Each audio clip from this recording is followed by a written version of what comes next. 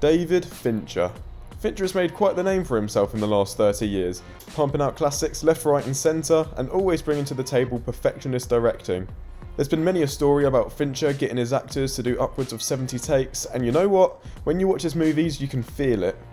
Watching a David Fincher film is like watching an expert college professor who has all the answers work his magic. His films may not be the most emotionally captivating, but I don't think anyone on this planet can deny that this guy gets how to make a film and make it look good. That's the thing. Unlike Tarantino and Wright, I do think Fincher has made some questionable films, but as far as visuals go, this guy is like a computer, his camera work is so precise. But before I get into the ranking, I do have a confession to make. For the first time in one of these videos, there is actually a Fincher movie I haven't seen, and that's Alien 3. Why? Well, from what I've seen, it's always at the bottom of other people's ranking. There's other movies that I'm sure you're all much more interested in me talking about, and to top it all off, I haven't seen Alien 1 or Alien 2. So I guess this is more of a Fincher top 10, and starting out that list is Mank. I'm going to be honest, I wasn't expecting to be into Mank, and when I came to watch the film, it didn't do a whole lot to win me over.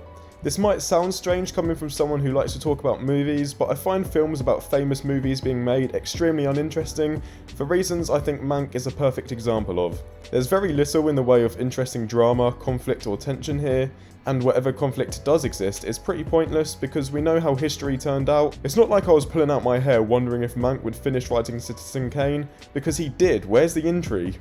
And there's also moments throughout of this tired tongue-in-cheek humour, like, oh, Mank thinks Wizard of Oz is going to be a huge flop. Little does he know. It reminds me of some of the worst jokes in the Deadpool movies.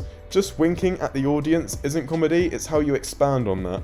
I don't think any of this is David Fincher's fault, since he doesn't write his own movies, they can only be as good as the script, and, well, you already know what I think about that, but I can't deny this is some of Fincher's most beautiful and spot-on camera work, and his direction is easily the most enjoyable thing about the movie.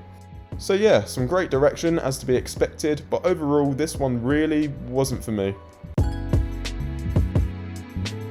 The Curious Case of Benjamin Button. There's no surprise here, I think this movie has one of the worst reputations of all time. I haven't seen a single person talk about this film who has taken it seriously, it's one of the biggest jokes I've ever seen. This one, out of all of Fincher's movies, leaves me wondering what it was about the story that attracted him to it. This is easily his most family-friendly film, which is no surprise considering it's written by the same guy as Forrest Gump, but nothing in Fincher's direction reflects that shift. The script, which by no means is very good, is begging to be treated with wondrous direction, but it's still shot like just another crime drama with muted colours and cold camera work. There's only so much I can say about this movie considering so many have trashed it before. Benjamin Button is basically a walking plank of wood, and the only special thing about him is the film's gimmick where he ages backwards. And the love story? I mean, whoever thought having a 70-plus-year-old man play with a little girl would be charming needs to be stopped. And to top it all off, the CGI is kind of terrifying. It all comes down to this: Benjamin Button is a wannabe Forrest Gump with none of the wonder, none of the charm, and with a runtime that's way too long. The Girl with the Dragon Tattoo. Out of all of Fincher's films, I think this one disappointed me the most. The cast looked stellar, and we all know Fincher knows how to make a crime flick. So before I talk about why I wasn't a fan of this movie, I just want to say that the cast did not disappoint. Daniel Craig is always impressive, but Rooney Mara, man, Jesus. The fact that this is the same girl as Erica Albright in The Social Network is baffling. She's pretty unrecognisable here. Her character is easily the best part of the film, but, well, let me get into my problems with it. This is one of the most confused movies I've ever seen. It can't decide whether it wants to be a character piece or a mystery piece, and it's possible to be both, as Fincher has shown us already twice. But here, the mystery plot is pushed to the sideline, and when it is focused on, it's pretty uninteresting and really predictable, while the character stuff is interesting, but bears no importance to the rest of the plot. This is because this was meant to be the first film in a trilogy, so like a low-tier superhero film, the meat of the plot was saved for the sequels, and all this film has to offer is the setup. While the setup is good and effective, by the end, it feels pointless. Lisbeth literally just drops into conversation that she tried to kill her father, and it's never brought up again. What? If I was to sum this up, I'd say that it's probably doing the least out of every movie on this list, and it's nothing Fincher hasn't done and done better in other movies. The Game. I can't say a whole lot about The Game without completely spoiling the ending, But to keep it vague, this is one of the biggest middle fingers I've been given by a film, and you know what, it's kinda hilarious. The first hour and a half of this film is really boring, I won't lie. It's a whole lot of Michael Douglas either walking around looking for something, or walking around running away from something. On top of that also is some out of nowhere emotional moments that aren't nearly built up enough to land. But then that last half hour hits you, and I still can't believe that someone had the balls to write this. Is it fun? Yeah. Did it make me feel like a huge idiot? Definitely. Does it leave the film riddled with plot holes from start to end? Without a doubt. As entertaining as the final twist is, it's so far out of left field that the rest of the film doesn't make any sense at all, and it doesn't make any attempt to fill in any of the numerous plot holes. I would recommend the game for the ending alone, but I'll be honest, I really don't see myself revisiting this one, and that's all I have to say about it. Zodiac. This is probably the hottest take on this list. Zodiac below Panic Room? I know, I'll get more into it in a bit, but I will say that we're really starting to get into the good stuff. Zodiac is a great commentary on human beings' obsession with crime and desperation to gain control, and it's full of memorable scenes, slick direction, tense moments and fun characters. However, a lot of what I like about this film is kind of exclusive to the first half. As you might have guessed, this is based on the famously unsolved Zodiac killer case, so the first half hour is filled with all the scenes with the killer, and the second half is devoted to how people reacted once the trail went cold.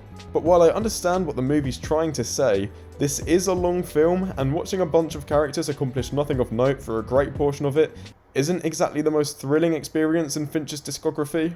Don't get me wrong, there's some good character stuff and stellar performances throughout, but all of the squirmish scenes with the killer, the banter between Ruffalo's and Edward's characters, Robert Downey Jr.'s wit, it all fizzles out as the film reaches its climax. Maybe I feel a little disappointed because I had different expectations for the kind of film this would be, and if I watched it again knowing what to expect this time, I might like it more. But to be honest with you, the longevity of the second half is kind of putting me off revisiting this for a second watch. Panic Room. So yeah, Panic Room is literally in the top 5. This is probably the highest anyone's ever placed this movie, and you know what, I get it. This is probably Fincher's most generic film, and a lot of that comes from the genre. The outline of this movie sounds like your typical crowd-pleasing horror thriller that's the talk of the town for a few months before the next one comes along, kind of in the same vein as something like Hush or Don't Breathe. I don't think I can objectively say this is a better film than Zodiac, but if you tell me to pick between the two to watch again, Fincher's direction elevates this film to being one of the better examples of its genre. There's lots of impressive, impossible camera movements that prevent this movie, which could feel repetitive, becoming stale. He's also pretty good at creating tension, and having a higher caliber director allows the studio to throw money at better actors that we don't usually see in horror films. The devil is in the details with Fincher, and he's great at inserting little details that can tell you so much about a character. At the beginning of the film, when they're being shown the house, Kristen Stewart is being annoying on her scooter, and Jodie Foster is trying to tell her off subtly in front of the estate agent, and then her friend straight up just screams at her, which sets up a pretty satisfying arc, where Jodie Foster has to go from this timid little woman to kind of a badass. Sure, it's kind of predictable, and nothing in here is going to blow your mind, but if you just accept Panic Room for what it is, this can be a real fun watch. Gone Girl. So this is one of a couple of Fincher movies that are adapted from a book, and man does he know how to pick them. Gone Girl switches from a mystery to a thriller with complete ease, and places the big twist which would usually take place at the end of a movie like this, slap bang in the middle of it, and from that point onward I don't think a single person watching it knew where the plot was going to go next. The cast and the characters are all awesome and memorable, and Amy is one of my favourite female characters of all time. My only problem with Gone Girl is that I think the first act is trying to make you second doubt Nick, but because of Affleck's performance and the direction Fincher and the screenplay were going with, I never really got the sense that I shouldn't trust Nick. Plus, I'm not sure if Neil Patrick Harris was the right choice for the character he plays in this movie. Other than that though, what more can I say about Gone Girl? It's a thrill ride from beginning to end, and I'd say it's quintessential viewing for anyone who hasn't seen it. 7. Seven feels like one of those films that are so good it's beyond analysis. It's so strange to me that a story this gruesome has this quality about it that so many people have agreed, yeah, I'm happy to watch 7 any day. This to me speaks volumes about how well made this movie is. It's like a blanket of movie warmth that wraps around you more and more as the film goes forward. The first 2 acts aren't the most spectacular ever, but Brad Pitt and Morgan Freeman's performances, as well as their characters, carry this thing, presenting 2 different views on life but never feeling cliched. The scenes with them sitting around talking are just as entertaining as the gory crime scenes. But then we get into that third act, and no one needs me to tell them this, but this is one of the best endings of all time. Even though I've probably seen 7 probably about, excuse the pun, 7 or 8 times, plus only putting it on to see the ending, the entire sequence gets my heart pumping and ranks up that anxiety every time. This is one of those movies that just feels like it is, like some cinematic Big Bang. When I watch it, I don't see the crew working tirelessly to make a great film, I don't see an editing room, I just see the film, and it completely engrosses me from beginning to end. The Social Network.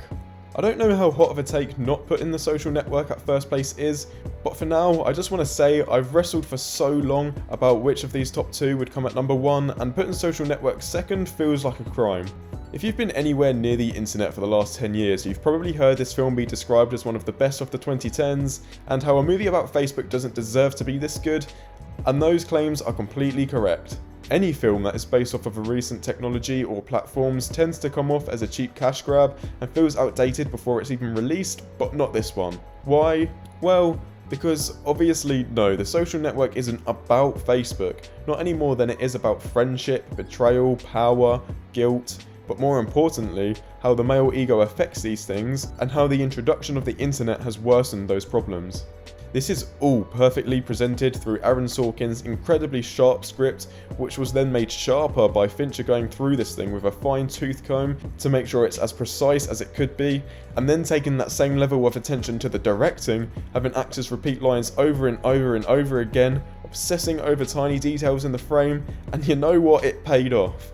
It would be so easy for this production to come off as overly and annoyingly self-assured, but I have to say this is some of the best directing, performances, writing and editing I've ever seen.